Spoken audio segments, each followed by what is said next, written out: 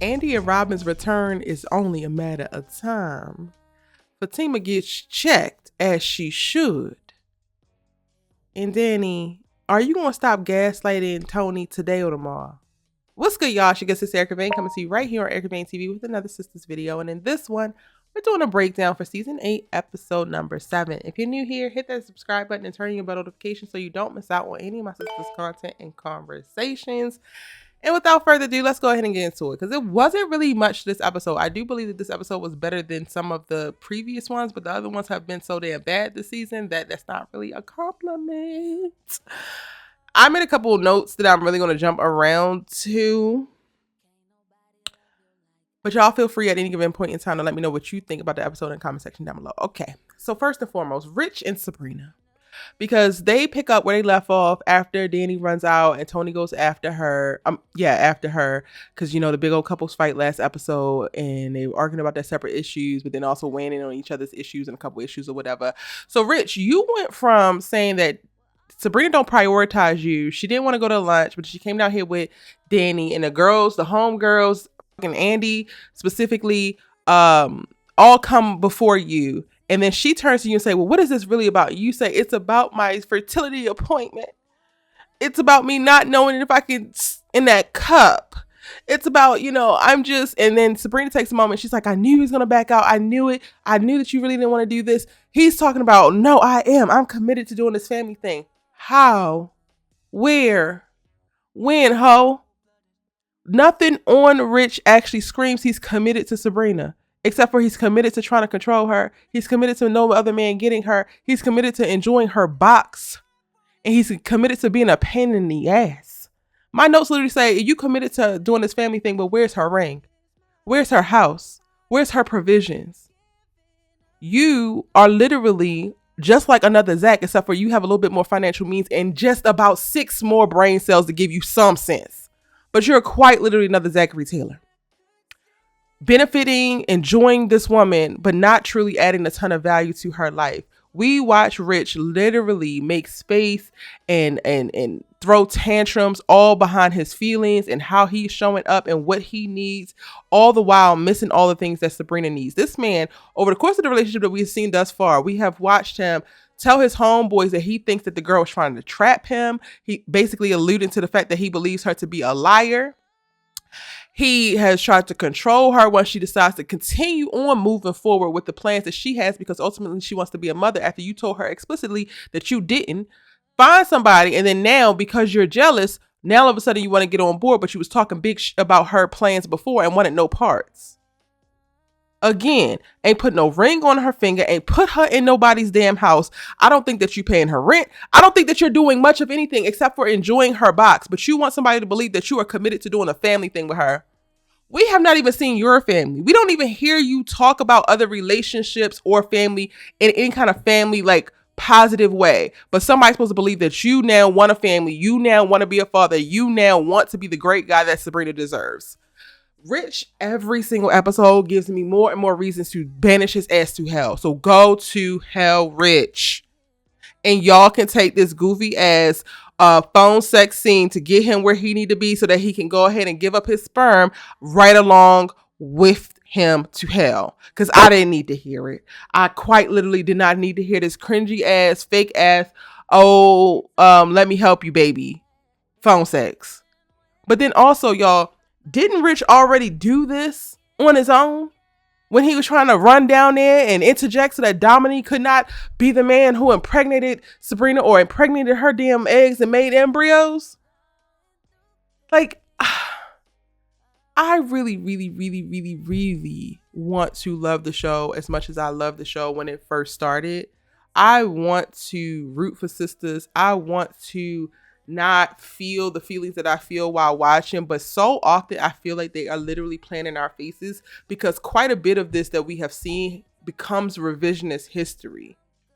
It's like y'all already said something and now we're 2 or 4 episodes out and now we're saying it again, but we're saying it differently, and oh no, that didn't actually happen. It didn't happen because we said so. On top of the fact of, like, you tell us everything and you show us damn near nothing. It's so frustrating. Sabrina and Rich, I'm never going to see it for them. I'm going to go ahead and hang it up. Sabrina deserves better. I wish that she deserved better or knew that she deserved better. And honestly, it really kind of taints how I see Sabrina, because the more she stays with this man, the more they have her not actually clocking all of the red flags that is this man and how demanding and how needy his ass is while not providing for her in the ways that she deserves. The more I am just kind of like, I don't want to root for Sabrina. Like, I don't believe her to be as powerful and smart of a woman, because a powerful, smart woman would not be conceding to a man like this without already being attached. Like, this is not your high school love, your college love. Like, you just met this man off the streets randomly and you all in and you just letting, he gets so many, I'm just so over it. I'm so over it. I wrote a note that says, you want us to believe that you're ready to be a dad and do the family thing, but you're already complaining about not being prioritized. You quite literally spent all the last episode complaining that she prioritized her girlfriends, which is basically her family. Like, her girls are basically replacements for her family because she feels more connected to them. They're her chosen family, and you were complaining about not being prioritized over them, and y'all have been dating for 3 months. But you want to be a dad, but you want to have kids. When the kids come, the prioritization goes out the goddamn window, because first and foremost is keeping this human alive. Oh, all right. My next note, did we really need to have the recap of how Marie Willis came on board to Karen Mama? Because I didn't actually need it. I didn't need Pam to tell her that, because we already know how that happened. We saw it. The fact that the mama don't know it, like, y'all should have texted her that or something. It was just so much wasted energy and space and dialogue in this episode. I appreciate it, like, later on, which honestly I probably have to go back and re-watch, because I wasn't really paying attention. I felt myself tuning out as the episodes was progressing. When Karen was talking to her mom, I really do enjoy those moments. I think that Karen can be the most candid with her mom, and Karen is like starting to worry again about what people think and what people say. She talked about the interrogation, if I recall correctly, and how she felt like she was being perceived a certain way, and it's not fair that men get to have kids by everybody, and now she the biggest hoe in the world because she has a kids by 2 different men that she loved at the time. And I thought that was very poignant points, and I love that, right? Like, so I'm not saying that her mom didn't need to be in this episode. I actually enjoyed that, but the setup and the walk into it just didn't work for me. I would love, though, if they are going to explore this, and if this is what Karen is feeling, that she also should address the same criticism and disrespect that she felt from the interrogation when it comes from her friends.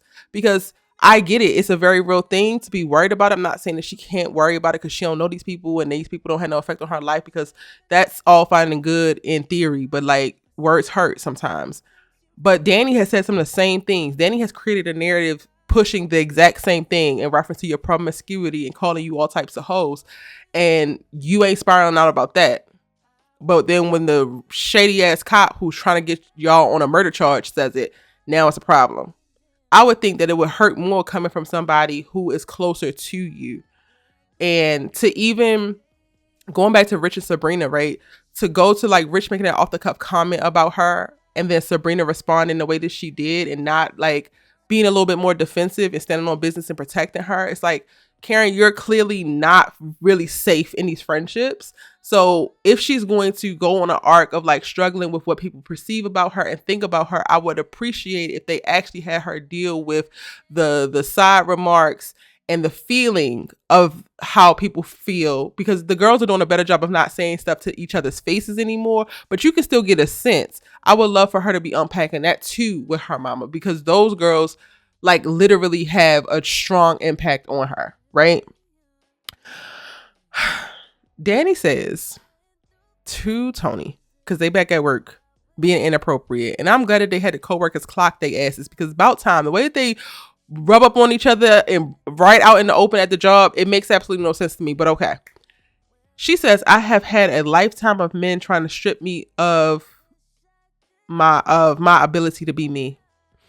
At what point, I just have so many freaking thoughts. And y'all, please check out Isis Key, because I'm going to bring this up again. I'm recording this before we go live. So I'm going to bring this up again, and I hope that, Allie helped me explore this, right? I have so many thoughts and questions as it pertains to that, because, hold on. First of all, Danni, when did Tony become every other man? Second, how is he stopping you from being you? Third, most important, which would probably be number one, why do you equate all of your loser ass decisions and mindset things to be who you truly are?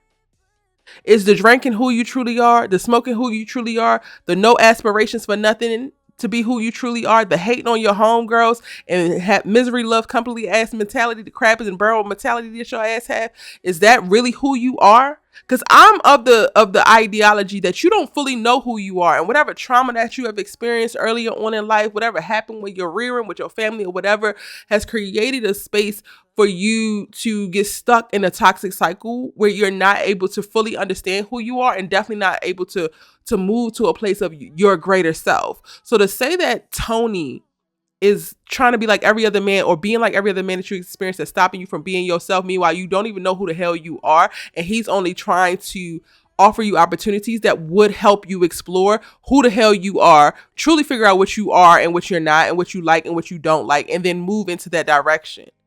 He's not really deciding much of anything for you. He's presenting you with opportunities, and you can take them or you can leave them, because at the end of the day, yes, he put you in a program, but you don't have to go.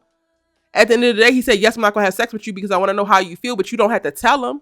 But you also don't have to penalize him and demonize him for trying to make these mature ass, supportive ass decisions within this relationship. Like, it is so infuriating watching Daniella gaslight this man. And honestly, I'm shifting into a place from this particular episode where it's not even just about me being pissed about, it's not even about me being pissed about Daniella as a character. Now I'm starting to question the writers.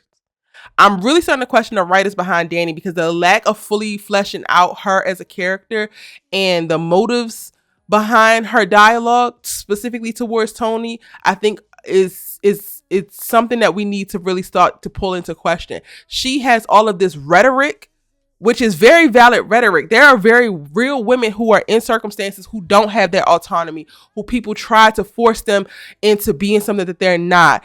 And that is a very real thing. But you also can't just say these words to circumstances that it don't actually apply to and let it fucking fly. And not have nobody check her on it, not have nobody push back. That is some bullshit if I've ever seen it. Now, last but certainly not least, y'all, Andi and Robin almost go a little bit too far, and they almost kiss, and Andi stops because she still is technically with Jordan. And what I'm gonna say about this is, I wrote down when Robin says, "You won't be the Andrea Barnes that I fell in love with if you could," because she said, "I couldn't betray him like this," and he says, "You wouldn't be the Andrea Barnes I fell in love with if you could." This is the first time we're hearing Robin tell Andi that he loves her, and this is how the writers decide to do it. I just was so shocked. I'm not saying that he don't love her, because I do believe that the feelings could be there, but the way that this is the way that they let the first time it being said, and if it's not the first time, please tell me in the comment section, please. But this is deplorable. Robin comes in just in time when unrealistic as Detective Watts, which again is speaking to the writer, because in what world does the detective come in and try to yank her ass out the damn penthouse? He didn't even put her in cuffs, but she's supposedly arrested. It looks like you're kidnapping her. So Robin comes in to save the day yet again.